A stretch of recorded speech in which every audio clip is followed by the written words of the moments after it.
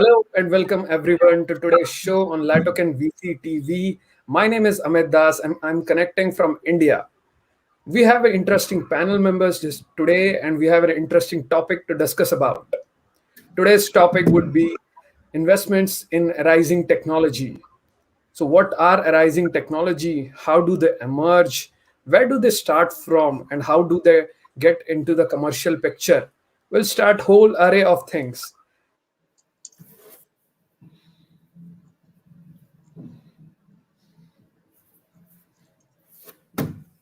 Looks like Amit is frozen here.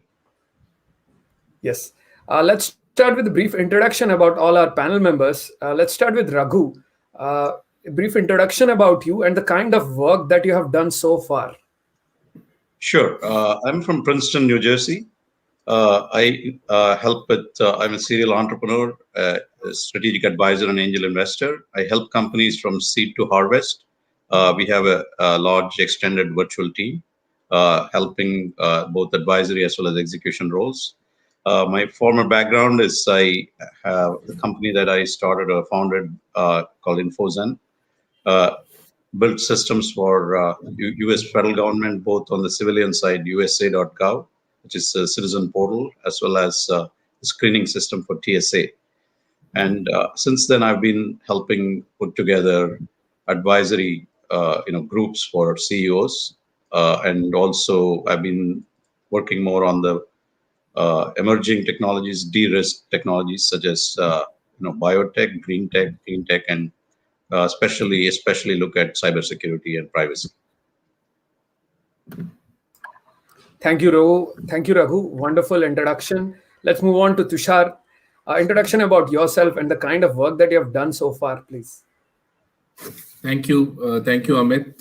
It's always a pleasure to be on this show today, always and also today. Myself, Tushar Kansal from Kansaltancy Ventures. Since the last 7 years, have interacted with more than 3,500 startups and almost 600 global investors. We do investments and we also handhold investors in finding the right investment opportunity. I invest both in tech and non-tech themes. Personally, in my 20-year-old corporate career, I've worked for private equity practice at Deloitte and Touche, have been part of the team at Brand Capital, which is Times of India's venture arm, and was heading treasury at the Russian telecom company MTS India, where I raised almost $2.5 billion for the company, and was CFO with the Distribution Logistics. That's the company owned by Guggenheim Partners. In Consultancy Ventures, we are also associated with a huge number of VC funds, angel investors, and the other companies operating in the whole ecosystem. And we try and guide investments into the right channels. I'm always available on my LinkedIn, Tushar Kansal at Consultancy Ventures. Thank you so much, Amit. Thank you, Tushar, for the introduction. Thank you, Raghu, for the introduction. Now let's move on to our main core topic, that is investments in arising technology. Before we jump on to the investment side, let's begin with what are arising technologies and where do they emerge from? Like how, for example, let's say with blockchain or AI, where do they start? Where do these people get this idea from and how does the journey begin? Let's start with this introduction first. Let's hear from Raghu. Sure. I think, some of these technologies have been around for a long time. To give you an example, one of the companies I advise is called SplitByte. Is working with what is called secret sharing. Secret sharing originally was published by Shamir back in 1979. Similarly, AI has been around, for more than 50 years. But what has changed is some of these new things like big data, cloud, and some of these things that actually can process things, quantum computing. So the technologies, the core technologies are now able to, you have the capacity both in terms of distribution, availability of storage, the speed of computers and things like that. That is one from a deep tech perspective. Similarly, things like the pandemic actually created a cultural shift, things that were not acceptable before because of the pandemic. people were put in a situation and they find it's not so bad, and some of the things get adopted, right? So though there are both environmental aspects as well as technology advances that are making certain technologies possible as well as acceptable. I think so. There is both a cultural aspect as well as a technology aspect. That's how I see it. Probably everybody knows about the whole Gartner curve, adoption curve. Where it starts out, more like a hype. It's called the hype cycle, and then how it actually matures into finally where it becomes part of the mainstream. So that may be one way to look at things. Great, thanks Raghu for introducing the scenario and the picture of the deep tech. So let's move on to Tushar. What are your views on this? Amit, see, a lot of businesses, they, a lot of money chases returns, and when it chases returns, it's all about solving some fundamental problem for the human beings. And just as Uber solved the problem of finding a taxi, and just as a smartphone became the go-to platform for a huge population on this planet, so technologies start revolving around that. And also there is a trend towards finding more efficiency, and more research and development monies they go in, and they try to create more efficient technologies. And just like there was a time when solar panels had arrived, and they could not replace the oil and gas based infrastructure, because the price of producing a unit of energy from solar panels was higher than produced by oil and gas. So a lot of R&D, research and development, went into solar panels. A lot of R&D went into wind turbines, and now tidal waves, desalination, and the lithium ion battery. And now people are talking about hydrogen batteries. So all these trends of making things more cheaper, more efficient, it leads to development of new technologies. And this whole high tech ecosystem is a place where not only on B2C, a lot of technology gets developed for B2B purposes. And matter of fact, uh, a lot of money is chasing anyone who comes out with more efficient technology. And because of the huge bets which are available, there are a lot of people who keep on spending, putting their time into creating such breakthrough technologies. And once they get commercialized, then of course the whole there is again a different kind of dollar available for creating practical businesses around these technologies. Great. Thanks, Tushar, for that. In addition to what Raghu just mentioned, so technology has been the emerging technologies which are currently we are using or we are listening about are here from past 50 to 70 years. The major changes that we are seeing is on the data. How efficiently can we calculate the data, or how faster can we do the data calculations? So combining these things, the next question which I want to ask is that I want to actually know the view that do we introduce any other new kind of technology, like AI has come, blockchain has come, quantum computing has come. All these are the technologies that is going to stay with us. Do we see any such kind of technology that is still in the R&D phase of some MIT or Stanford University, which is going to come in the next few years and create another storm? Raghu.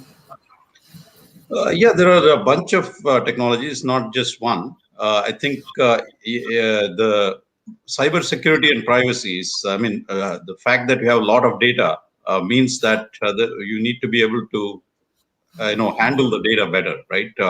One of the things is to be able to handle it at the source, and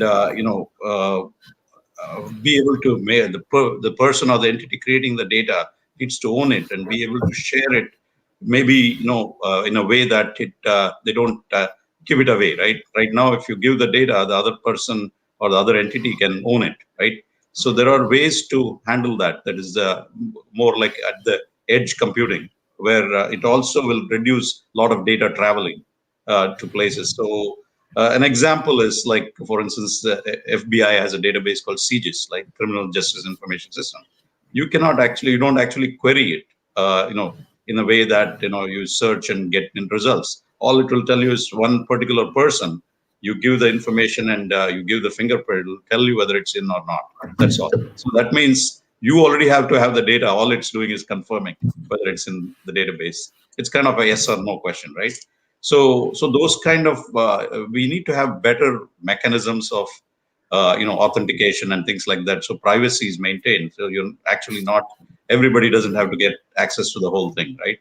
So if the purpose is just to authenticate somebody, you don't need to actually give them data. They can just say yes or no. So that's one example.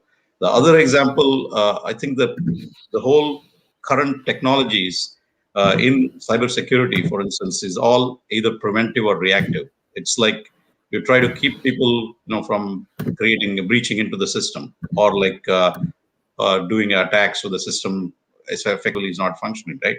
The distributed DDoS type attacks. The other thing is, if somebody has already compromised the system, they try to do damage control, right? Mitigation, how to keep it out and how to bring it back up. What the current thing is missing is kind of like the vaccine model, right? Where if you are exposed to a virus, you still don't get infected. So similar concept, if you take it to cybersecurity, the idea would be that even if the system is breached, your data is not breached. And the way to do it is using a decentralized model, where essentially things are spread out around multiple locations, and you need to have a compromise more than one location to be able to actually look at or get to the data. And even then, you can have healing systems, where if one location gets compromised, it will automatically create another node and maintain the redundancy. So I think the cybersecurity privacy area is going to be huge, given the infobesity, as Alan Toffler called it. There's so much data, petabytes of data being created, and a lot of that, if you look at the types of data, Gartner calls some dark data. Dark data is data that is created but never again accessed. You might scan some document and send it to somebody. After that, you'll never look at it. It's just kind of lying there, right? And then there is another 25%, 50% of all data is dark data. There's another 25%. Gartner calls it rot. This is redundant, occasionally used, and trivial data. So this is like 75% of all the data.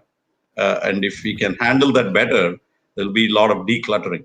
And then there is sensitive data, and then there is data that you kind of use on a daily basis, which is only about 10 to 12% of all data. So I think if you understand what types of data there are and how we handle them in terms of storage, in terms of security and privacy, in terms of exchange data, this is data at rest, there's data in motion, there is data at the edge. So it's all about data and how we can handle it in a better framework. Because right now we are creating data at a very fast pace, but our way to handle, especially rich media data, we have not even explored it. Still, the content extraction usually is just the metadata. Actual rich data, in some areas like facial recognition, it's advanced, but not in others. So. Thank you, Raghu. Thank you, Raghu, for those insights.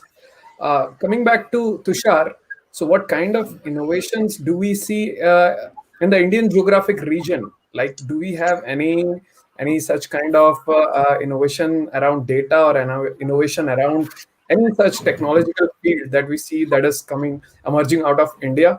Do you have any such kind of insights? Allow me to just give a small example on the smartphone, and then, I can definitely give a few examples about Indian specific situation also. Now the main problem, as Raghu said, is a lot of data. Now the problem is, how many passwords can one person remember? Is it possible to replace a password? And, one day my friend was telling me that, somebody told me, I sent you a message and you didn't reply. And he said, where did you send the message? Was it on SMS, WhatsApp, LinkedIn, Facebook, email? how to handle all that? I mean, it's there has to be a simpler way. So I'm sure that there would be technologies which will emerge for making it simpler to access your data and to simplify your data. On the India specific theme, see, we are world 16% of world's population, and not so much land area. So naturally, food, water, and air are the three fundamental areas where solutions have to be found out. So, to give you an example on water, there is free electricity for farmers in a lot of states, and they use these free electricity to pump out groundwater and use that for agriculture. And this is leading to lowering of the water table by a huge number. And this is non-sustainable. And secondly, on the upper riparian countries like Tibet is with China nowadays. So, they have built dams. And this year, there are 143 dams on the Mekong River in the Tibet region. And this year, there was a drought in Mekong Basin. And Cambodia, Vietnam, and Laos, they struggled to get their agriculture going. Similarly, our rivers also originate from Tibet and dams are being built there. So, just to look at water as a theme, my sense is that a lot of R&D, research and development has to go in water as a theme. And, the price of water, drinkable water produced by desalination has to come down. And desalination plants are not, in the future, they won't be only for countries who can afford them, but the pricing will come down. So that is one. And in this year, Chicago Mercantile Exchange has added water as one of the tradable commodities. This shows you that where things are moving on water.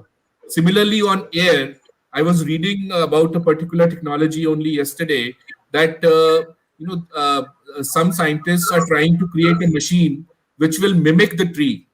So it will convert carbon dioxide into oxygen, and in this process, generate energy rather than utilizing energy.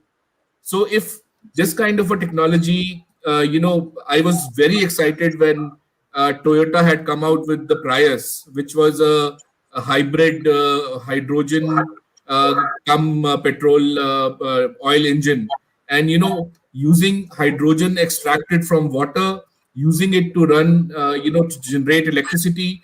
These are fundamental kind of technologies which will find a use in a huge number of areas around the world, wherever there is, a population density issue, or there is attack, sorry, there is, the resources are not enough and it is not sustainable. So that's why you see the impact dollars, environmental, social, and corporate governance factors, and 950 funds managing one third of the investment money in the US alone, chasing impact factors uh, because these issues are going to be fundamental in the times to come. Yesterday I was again just glancing around, and somewhere there was an article saying that by 2040 the water will be a deficit in the country of Pakistan. And Pakistan is home to 5 huge rivers, and seeing that kind of a country facing water issue by 2040, it's like thinking about a ticking time bomb. So technology has to come out to solve all these fundamental problems, even advanced problems like passwords. And I have been seeing some of the LinkedIn people. There are influencers on LinkedIn, so they like putting videos about new technologies, and it excites me to see what electricity being produced by tidal waves in Norwegian countries. It excites me to see personal aircrafts, based on the drone technology. And, all these technologies have to come to the forefront in a way that they can find mass adoption, because they are cheap and within the range of, affordability of a large section of the global population. Thank you, Tushar. That was an extensive markup on the different various issues of the basic like food, water, and shelter. Now, moving to the next question, I would like to know like what kind of innovations or what kind of innovations are we looking at in terms of healthcare sciences? Like I have heard few words here and there, but I don't know exactly what are they and what impact are they going to create. For example, what is gene editing and what kind of DNA some kind of medicines or some kind of micro robotics that have been sent into the bloodstream to create or you know identify cancer cells or these kind of things. So what are your views and what kind of innovations are you keeping a tap on? Let's hear from Raghu. Sure. I think that is one area where we can actually utilize technology to make ourselves better, and it's a area where there's a lot to be learned. Still, we don't know that much about the body, even though we are still exploring. And there are in terms of extending our longevity, in terms of improving the quality of life, there are different technologies. Discovery in the discovery of new drugs is one area where AI, for instance, is played an extensive role, especially right now in the to coming up with the vaccine, the mRNA technology. AI was used extensively. That's so discovery is where the success rate is very low, right? There is about under 10% success rate. Actually, people go as far as saying under 1%. So the drug discovery area, I think there is huge potential. The I think more than the treatment or curative aspect, there is also the wellness aspect. The wellness aspect is another area which I think has to come to the forefront, because it's better to prevent something happening than to fix it after. The same thing, preventive and reactive approaches. I think we have to have a holistic way where we want to look at things. How can we maintain and keep things well, as opposed to let it get into a crisis and then fix it, right? So that I think is more understood now because of the pandemic. So specifically in terms of biotech, there is transport mechanisms. There is better remote health, telehealth, because of the pandemic now, where some of these systems are very antiquated, right? You really don't need to go into the doctor's office for everything. Whatever you can do remotely now, those parts are that technology has kind of taken over. There is ways to the diagnostics area has again got a boost. The diagnostics used to be a poor cousin to the whole therapeutics, and now because of the pandemic, new platforms have come in where rapid testing. See, it's, allergy testing is one example. It takes a long time to figure out, because there's so many substances that you could be allergic to, and a very expensive process. Whereas now there are platforms, because of the advances that have happened from COVID testing. There are platforms where you can get very rapid results. So a lot of times these technologies have side effects that we don't know about. They are actually developed for a certain purpose, whether it is for defense or a pandemic or whatever, what have you. But they create a platform which gets into a lot of other areas. Like mRNA is a new platform that's come out, got accelerated by the pandemic, but now they're using it for all kinds of other things, not just for the vaccines, right? So that is the kind of acceleration. And defense is another area where a lot of the technologies that we know, like encryption and all that, started out in US defense, even computers, because somebody has to fund these things, as Tushar was saying. It could be now there is a lot of private capital, but previously it used to have to come from the government in some way, right?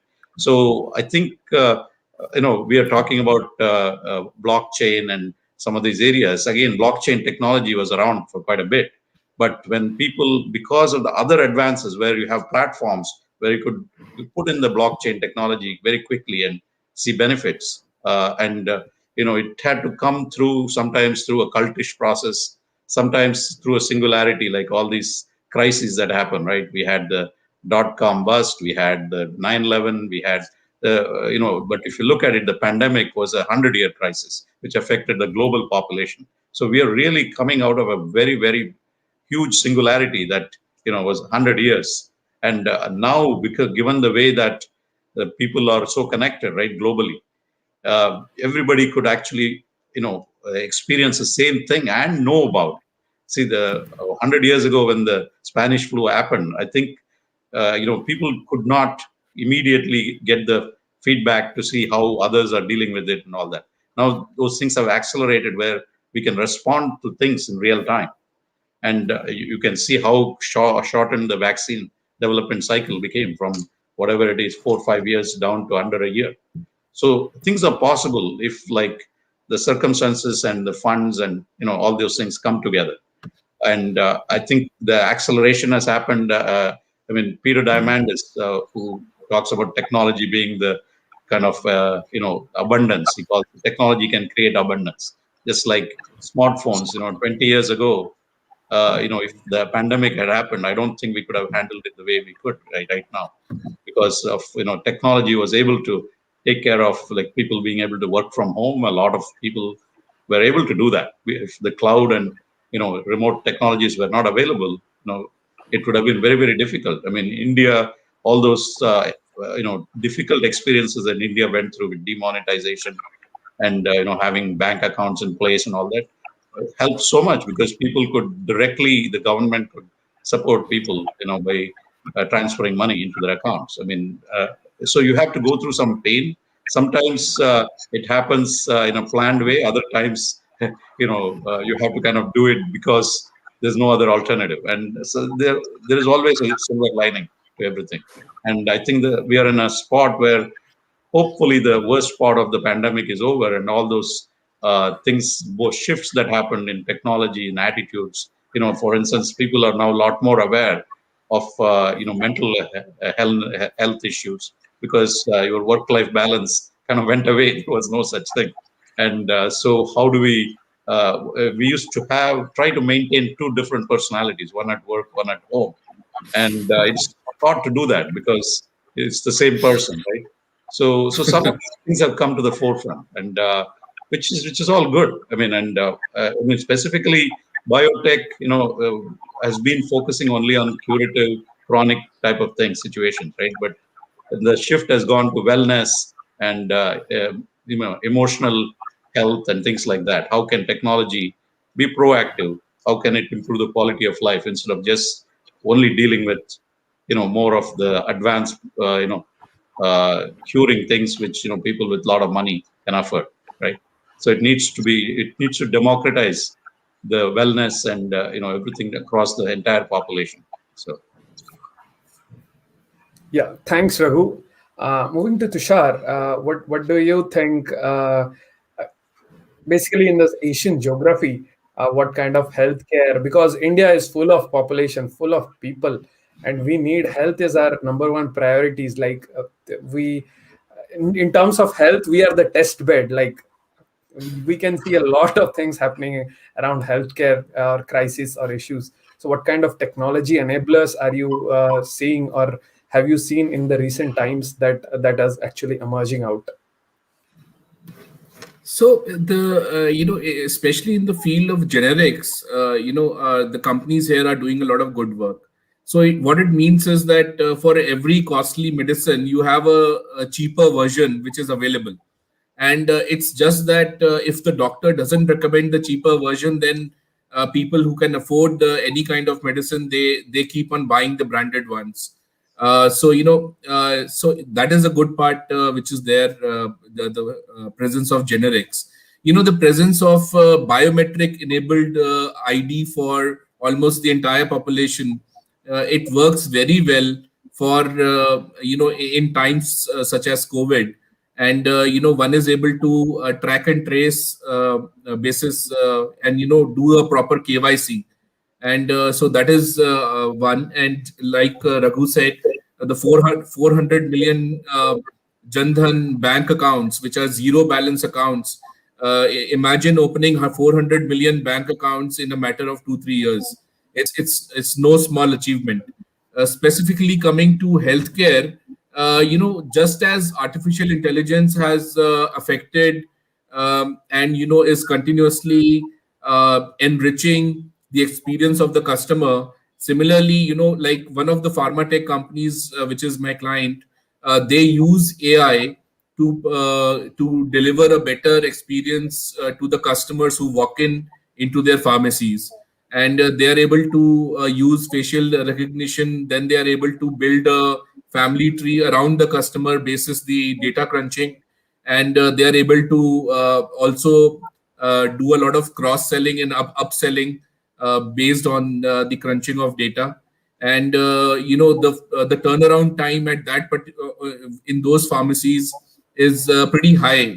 So what I say, my sense is that customers will get used to superior experience, and just as uh, people have stopped getting surprised if they talk to anyone about a particular thing, the next thing you see is an advertisement about that same thing on the Facebook, on Google, on any website which is using Google AdSense. You see videos. So people have stopped getting surprised, so they are getting used to it. Especially in the case of uh, records, and in the case of telemedicine, there was huge number of companies who came out to me after lockdown started, and they were all trying to solve the telemedicine puzzle in a way which makes it easier for doctors and patients to deliver, to access each other, and also for doctors to deliver quality recommendations using technology. And a lot of companies got funded also in this space. Then in on you know that CAT scan machines, MRI machines, these are they have intellectual property with companies like General Electric, and these are pretty costly. And recently a Russian company came to me. They had done a lot of R&D, and they have created MRI and CAT scan machines which give services to customers at 30% of the price of that of the current machines, and they are able to do it because their machine is cheaper. So they use 3D printing to create machines, so it works out cheaper. And then in the healthcare space, using AR, VR, augmented reality, and virtual reality can be a way of, especially on the health side, like physical fitness. And there is a company which came to me. They have gamified the exercise routines, so you are able to see the virtual reality of how this exercise will shape you up, and which parts of the body will it benefit in a positive way. And it becomes more interesting because it is gamified. Then things like surgeries performed by insertion. They can be nano robots, which can be used, and on the data crunching side, there is no end to how much R&D can go in. I think in predictive diagnostics, just as Raghu said, diagnostics is a field where a company which came to me, they have just organized the whole creation and dissemination of health records and diagnostics in a very simplified fashion over the internet. And their their counselors are able to call you at the right time, give you the right solutions at a decent price. And things will, I think, eventually move towards that. And I think IoT will also have a role to play, because a lot of these equipments, healthcare equipments, will be accessed via the internet directly by the consumer. And remote patient monitoring is one where technology will come in. And I think blockchain can be used here also for keeping patient records, and ensuring that no legacy data is washed out because it's on blockchain. And I think that's another way. There is a company, a Canadian company, which had come to me, which uses blockchain for keeping patient records. And So chatbots is one. So many times most of the questions which are asked by any layman patient, they are pretty generic, very simple questions. So a chatbot can be used to answer those questions and provide the initial information. And so these are pretty much what I've seen on the healthcare side. Thank you, Tushar. Coming back to the intellectual property side of the things, uh, how important is patents required for a business? Like if a business or a business owner has n number of patents filed for him or has n number of patents with him, does it create an impression that the business is going to survive? And what kind of benefits, advantages, or maybe disadvantages, if there are any, come on the way? So, Raghu, what are your views on this? I think, see, the patent mechanism, again, like everything, it helps people who have, money to start with, because it involves the prosecution of patents, filing, and then maintaining it. It's an expensive process. And also, if the legal system is good enough to, support that, like suppose if somebody is in violation of your patent, can you enforce it, right? So in some technology areas like biotech, for instance, biotech and pharma, the patents have become very, very important because it's like there is a regulatory process. When there is a regulatory process, people spend billions of dollars, right, to kind of get it through. And if someone takes it off, then that kind of incentive is not there. If you're not going to be able to, the pharma industry, they spend a lot of upfront money, assuming that because of the patent, they are protected to kind of extract their investment back and then make money on top, right? To get to profits. It's a very extended timeline. So in those technologies, patents are very important. As you can see, I think Tushar was saying in generics is when the end of patent life cycle, it becomes okay for everybody to get into the game. At that point, it becomes a high volume, low margin play because it's all about manufacturing. The IP doesn't come into the picture. So there are whole technologies like that have happened. India has been on the innovation side more on the generics, but I actually worked with a company which has more than 100 US patents, and they were actually working with patents that are already approved, the same active drug. They create a new molecular entity, which means they use some kind of conjugation with other safe substances, so that it's the same active molecule that has already been approved by the FDA or the regulators. But they deliver it differently, right, based on the new molecular entity. They combine it with something like, for instance, one company that I'm on the board of, Sonnet Bio. They use body's natural mechanisms. Like, see, we know how to kill cancer cells, but what happens is when we do the treatment, it kills the good cells also. That's why you have huge side effects. But if you can target it so that your medicine goes only to the toxic cells, right? Then your side effects will be less. Your cure, it's even after the cure, you will not have side effects. It will not have affected other systems in the body. So those kind of things. So the patents are very important, intellectual property. On the other side, people also use it to block advancement, because if you look at just the pharma world, there's a lot of data that goes into clinical trials, right? The failed trials are not shared with others. There's a lot of rich information that can be used to accelerate things if the failed data were shared across for everybody. But that becomes proprietary. So the proprietary nature also prevents, it acts as a barrier to advancement, because only a small number of people use it. There's no it's not shared widely. So I think regulation, the patent mechanism can be improved, and also now with the data technologies that are available, it's easy to see, and easy to copy very fast also.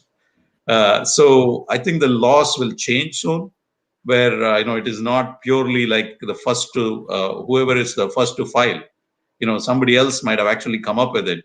I mean, we all know the story of Edison and Tesla and Bell, and where somebody might have already actually invented it, but they just didn't patent it, right?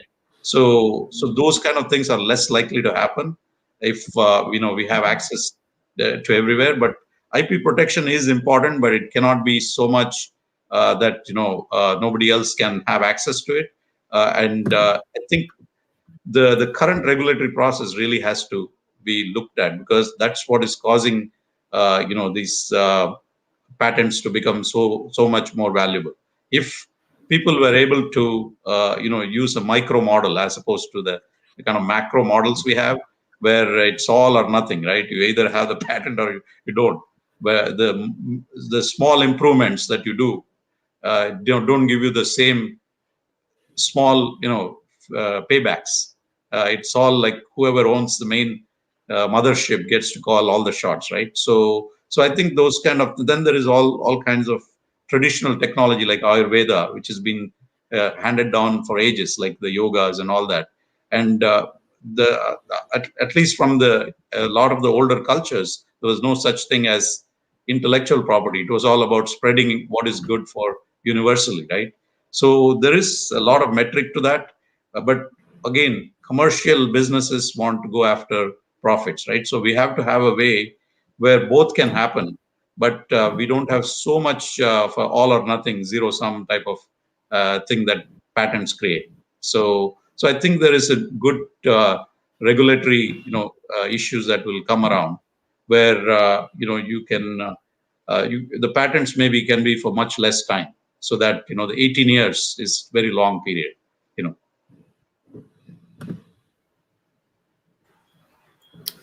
Thanks, Raghu, for that. Tushar, what are your views on the patent and the intellectual properties in the Indian landscape, and what kind of improvements are we looking at when we are considering if someone is filing a patent or someone is filing a patent in India? So, yep. So Amit, I think Raghu gave a very beautiful reply. And what is thing? You see, if you are a humanist, then in the capitalist world, you are considered to be a leftist. And what I mean to say is that intellectual property is a good thing. If it goes too far, it is a bad thing. And I am personally a part of a country which is where the middle class is I think around 45%, 50% of the population. And there are restraints and limits around the paying capacity. And then if you imagine somebody would have created a vaccine of COVID, patented it, and said that it is not available for less than $100 or probably $200, then it doesn't sell in a country like India. The government has to step in, and the moment government step in, it becomes it's like a leftist kind of action. So that's the whole thing. I'll tell you a very interesting example. There is this milkshake joint in Connaught Place in Delhi by the name Kevinters. So I used to go there since 35 years, have my shake. And so I started seeing Kevinters open in every nook and corner of Delhi. And I said, wow, Kevinters is opened up everywhere. This guy has become big, and it was just a single shop where students used to go. So this time when I went there, he had removed his Kevinters board, and his board was Shakes and More. So I said, you have a 40-year-old brand. What are you doing? He said, somebody stole my brand, patented it, and now Kevinters is everywhere, and I am no longer Kevinters. So it was actually quite amazing to see the power of intellectual property. Having said that, when I deal with startups and they have created something with so much of effort and putting hours behind it, they're not bothering about money, and they create a beautiful technology, I fully back the fact that they have a right to enjoy the fruits of that technology, and that is possible through intellectual property. Look at the business model of Y Combinator. They give you money very fast, and they say that if you earn this money fast, you can return it as a debt, as if it was a debt, and you can give us a little bit of interest on that. So it incentivizes risk taking. It incentivizes application of resources and effort to create something new, something different. And if you don't incentivize that, if you don't incentivize people who fail a lot, but then they keep on trying new things, if you don't incentivize those kind of people, innovation will never be possible. Then we are living in a Soviet Union kind of place where everything will be done by the government. And just to give you one more example, little bit controversial, the investors say since the last 10-15 years that there are two big consumer countries in the world where the GDP growth is more than 6-7%. One is China, one is India. Now, because of being a single party government, China is where it is. It's created a global record from $0.5 trillion economy to $14 trillion economy in a matter of 30 years. And I'm not checking the numbers. I don't know anybody can check them or not, but it's still an achievement. Now, the second country which is available for the taking is India, which is growing at 6-7%, which the median age is 29 years. 600 million people are below the age of 30. They are big time consumers because they are very aware. They have smartphones. They have the phone on which they can see what the world is doing. In any case, English is a language here. So people are very aware as to what the world is doing. Now, in this kind of a country, if you don't incentivize intellectual property, then you will keep on shouting brain drain to the US, brain drain to the US for another 25 years. So end of the day, the ecosystem of supporting these people who put that kind of an effort to create something different, something efficient, something new has to be there. I was talking to some startups, and one of them said that Tushar, finding the first check is sometimes not so easy, and I fully agree with that. It's not easy. Now, in case you have a intellectual property backed funding available, like Singapore is globally number one. If you want to get funding, by collateralizing your IP, then it incentivizes innovation. And on the healthcare side, I still agree that the governments have to be more active because there are constraints around as to what people can pay. Or you can have a Western kind of system where everything runs on insurance, everything is super costly, and everything on the healthcare side is very beautiful, but it is super costly. So you better have insurance. So either you have that kind of a model, or you have a mixed kind of a model with generics plus intellectual property. End of the day, if a thing is either on the right hand side or the left hand side and not in center, it is not the right thing. So achieving that center, that balance, that is what is called for in the case of intellectual property. Great, thanks, Tushar. Beautiful ideas and beautiful use cases that you have given. Next, I want to ask about any recent investments that you have made in this arising technology, which you want to share, which you're excited about. Any such investments that you can remember or you're closely working with, Raghu? You're on mute, Raghu. Sorry, I look for deep tech companies which have more of a de-risk model. So they already have the MVP and some customer traction, and also create social impact. That's kind of where I look at right now. It's and in technologies, green tech, biotech, and cybersecurity and privacy is, of course, close to my heart. So one of the things that is very interesting is that we have a company with a strong IP in biotech, which I was mentioning, more than 100 US patents. And now the funding has come from Singapore and an exit is happening in the US. So it is amazing to see that kind of thing, which is leveraging. And also it's unusual because, as I told you, all the IP in the in the pharma area in India has been on the generic side. Innovation, they call it innovation, but it's innovation in manufacturing, but not on the IP side, in the discovery side, if you will. So it is. It shows that those kinds of things are possible, and the government and other ecosystem like funding, the investors and can actually change the game. Because if you have role models, things change. That's just like in anything else, right?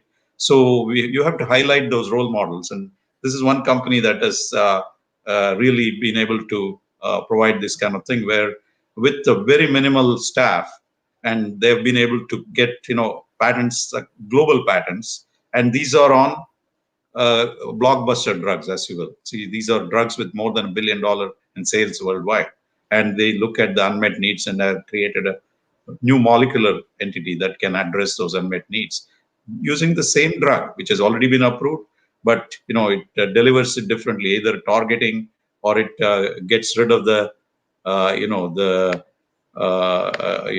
side effects in a way that say one another. I'll just give you one more example. There is a company called Mathematics, which is trying to simulate the effects of bariatric surgery. Right, bariatric surgery is called gastric bypass, where they basically shunt out your stomach. It directly goes around the stomach into the intestine, so that this is for very high end obesity and diabetes. And but the problem with that is it's irreversible. Your quality of life suffers very badly. You can't eat the same kind of things, because what used to be processed in the stomach doesn't happen anymore because you're bypassing it. This Mathematics has developed a very ingenious way to simulate it, but in a reversible way. What they do is they put like a valve in the part that connects the intestine, with the stomach, right? And then they have a sleeve, like a very thin polymer sleeve, which prevents interaction across the intestinal wall. So it is essentially doing very what bariatric surgery was doing. But this procedure to install it and remove it can be done in under 30 minutes. And so what they've shown amazing results, in the studies, how it can help very, very obese people as well as highly diabetic people to get off medication, lose tons of weight without. It is essentially tricking the brain into thinking that see, because there is, you are eating stuff, but it doesn't actually, it's not getting into your system, right? So but it is done in a way that it is reversible. So you can actually go on this for 6 months or a year, and then slowly adjust out, and then you can remove it. So it's not like it's going to affect you forever. So these kind of ingenious technologies. This is mostly engineering. There is no computers involved. It's a reversible, like a very, very simple, low cost implant. Which so that for diabetics in India, see the high end diabetics, if it gets very bad, it requires amputation, things like that, because you cannot treat it anymore. There's no, it's unmet need, as they call it. Like so it is the large populations in India, Asian countries, the huge amounts of population, hundreds of millions have diabetes, for instance. So technologies like this, which are not very high cost. I mean, this is patented also. So patent is important, but the lower cost of the technology, so that the patent cost rises if there is huge investment that has been done, right, and they're trying to extract that back, the initial investment they have put. If the technology itself is low cost, patent is good, because it helps spread some new technology worldwide which is affordable. I think that is something that everybody needs to kind of understand. They have to develop things that are affordable and have social impact, right? So social impact needs to be a very important criterion, and so that's where I see technologies, the jugaad kind of thing from India, because by nature you have to make it work with what is available or what is affordable. I think that mindset, that culture needs to come to global marketplace. Thank you, Raghu, for that. Tushar, do you want to add any points here? Yeah. I just forgot one point which I was making earlier, that if a company is surrendering their intellectual property because they are operating out of China, then I would rather say they operate out of India and enjoy the benefits of a very healthy IP protection system. So that was one thing which I left out. On the technology piece, Raghu's picks are very exciting. I wish I can have a look at them. But from my side, it's a robotic company which has created robots for robotic scavenging. So, manual scavenging has been struck down by the Supreme Court here in India. And so, it's a very abhorrent kind of practice. And, this robotic scavenging will definitely pick up. And then, there is a company which is, sometimes taking help of psychiatrists is considered to be taboo here in this part of the world. And, there are some questions which people raise and stuff like that. So this company is bringing simple psychology for young people and for even for school going children through an app and at very affordable prices delivered directly on the app across the homes. And there is another company which, although it is in the sector which is already mature now, which is BPO and call center business, but they are actually an impact company. 52% of their employees are women. 75% are from weaker sections of the society, and from tier 2 and tier 3 towns. So they take resources from tier 2, tier 3 towns. They take even people who could not clear their 12th class. They train them for 6 months at the cost of the company and make them employable. And so, their workforce is very committed towards the company, and this company is growing 12x year on year. So that is one impact company which I work closely with as well. Thank you, Tushar, for that. Coming to the end of the session, before we end the session, do you have any closing remarks that you want to give away to the audience watching this TV? So, Raghu, any closing Sure, I remarks? think we are in a very exciting time. As I said, it is from 100-year singularity. So there is a lot of opportunity for new technologies, new entrepreneurs. So it's a very exciting time. I think the important thing is to look at how the cultural attitudes have shifted, what new technologies have come that have opened up areas into which you can be the first mover and potentially get IP and things like that.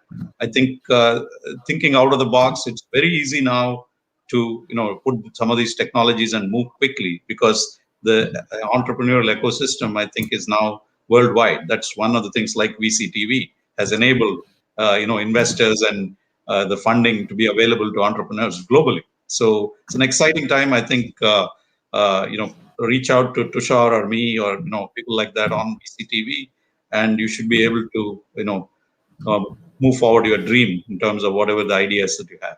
And you can reach me on LinkedIn at Raghu S. Rao. Happy to discuss and see how I can be of help. Thank you, Raghu. Tushar, your closing remarks. Yeah, it was my pleasure to be with Raghu on the show today. I thoroughly enjoyed his views, very deep, very incisive. And thank you, Amit, for, again, for having me on the show today. So for any startups who are looking for help at any stage of their journey, whether on the P&L side, business side, or on the balance sheet side, whether to raise funds or to get access to more business or to get access to consulting or mentoring, I'm available always. Tushar Kansal, Consultancy Ventures on LinkedIn. And please feel free to reach out even if you want to clarify some things. I'm always available and happy to work more closely with all of you. And thank you, VCTV, once again. Thank you, Tushar. Thank you, Raghu. It is always a great pleasure to talk to you on various different topics. So until next day on the next show, I will be meeting again. Bye-bye. Thank you. Thank you.